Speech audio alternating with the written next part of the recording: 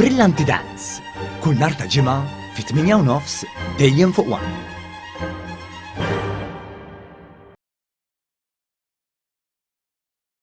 L-impenn ta' Malta biex tkompli tavvanza u tintegra l-ugwaljanza għal persuni LGBTIQ fl-oqsma kollha tal-ħajja ġie rikonoxxut fir-rapport annwali ppubblikat it-tnejn mill-Laqda Internazzjonali ILGA Europe. Dan ir-rapport juri li matul is-sena 2022 Malta kompli tagħmel passi sinifikanti biex issaħħaħ id-drittijiet u l-ugwaljanza ta' persuni LGBTIQ.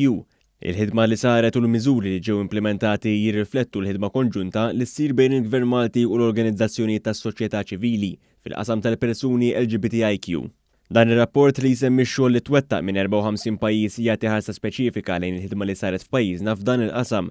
Ir-rapport jirrikonoxxi l-fatt li Malta neħħiet darba l dejjem id-diskriminazzjoni kontra l-ġiel omosessuali fejn jidħol loti tad-demm.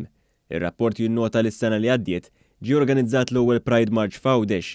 Din il-ħidma se tissaħħaħ hekk kif Malta se tkun qed tospita l-Euro Pride f'Settembru li ġej, avveniment importanti li jiċċelebra d-diversità, l-inklusività u l-ugwaljanza.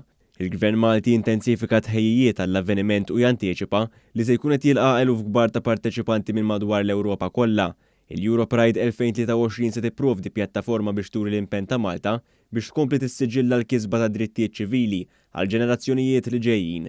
Is-Segretarju Parlamentari għar-Riformi u l-Ugwaljanza Rebecca Buttigieg laqgħet din l-aħbar b'sodisfazzjon u qalet li dan ir-rapport huwa prova ċara ta' kemm pajjiżna jaħdem favur soċjetà aktar ġusta u ugwali.